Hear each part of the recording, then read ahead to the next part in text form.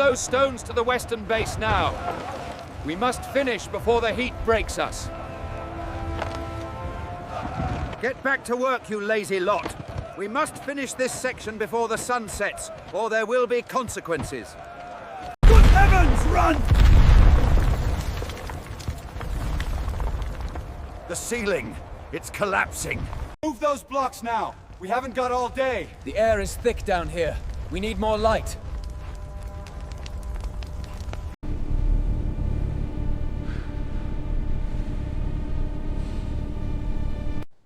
Look here! Our loss without this!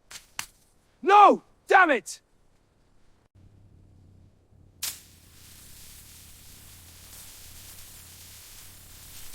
Keep moving, lads. The seam's ahead. Aye, but my legs are giving out. Mind your heads, lads. It's tight. The air's foul. Press on. The work is done. We leave no trace. Not a footprint in the dust. Gone, as if we never were. Speak! What did you see? Answer me. This silence is Umtuan. The night is long, brothers. The light gives us strength. Rest is a dream. You, how did you get here? The work is never done, sir. No, this cannot be real.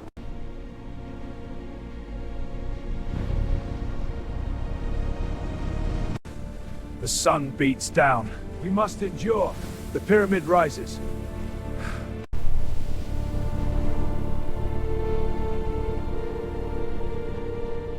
The dusty Cairo afternoon of 1837 stood still, like a fly trapped in amber.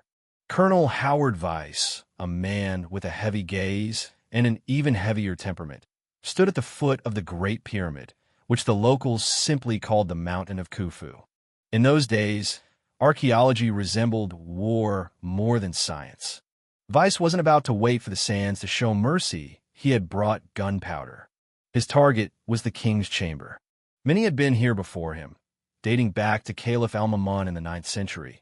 But Vyse felt it. The heart of the colossus still held something not intended for the living. Explosions rocked the ancient limestone slabs, forcing open narrow air shafts and hidden relieving chambers. When the smoke cleared, Vyse entered the main room. The sarcophagus was empty.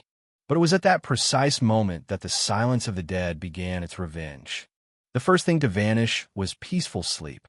Vyse wrote in his journals of rustlings deep within the stone that should not have been possible. But the true strangeness began later with his assistants. A young engineer responsible for measurements suddenly abandoned everything and trekked into the deep desert, claiming that voices beneath the slabs were calling his name. He was never seen again, neither in Cairo nor in Europe. Skeptics might point to toxins, ancient fungi, or simple heat stroke. But how to explain the fate of those who entered the pyramid later, following in Vyse's footsteps? In the late 19th century, a British researcher, whose name was carefully scrubbed from official expedition reports, entered the chamber of Cheops alone. 2 hours later, he was found at the entrance. The man was physically unharmed, but his mind had been completely erased. He remembered neither his name nor his native tongue a week later. He simply walked out of camp toward Giza and dissolved into the night haze. The most chilling incident occurred in the early 20th century. A group of laborers clearing sand at the base discovered a narrow crawl space not marked on any map.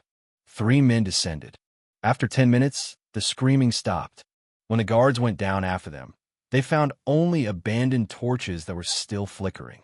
The tunnel led to a dead end with no exit, but the men were gone. No signs of a struggle, no blood, only the smell of ozone and centuries-old dust that bore no trace of their footprints. They say the Great Pyramid is not a tomb, but a mechanism.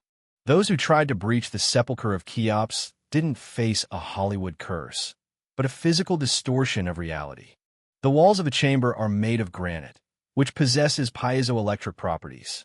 Perhaps, during certain hours and under the pressure of millions of tons of stone, the space within becomes unstable. Vyse returned to England, but for the rest of his days, he was haunted by an obsessive fear of enclosed spaces. He died in solitude. Surrounded by maps he tried to redraw from memory, insisting that the pyramid was far larger on the inside than it appeared from the out. And every time someone attempts to solve the mystery of Cheops anew, the sands of Giza seem to take a breath, waiting for the next victim who dares to disturb the rest of one who was never merely a man.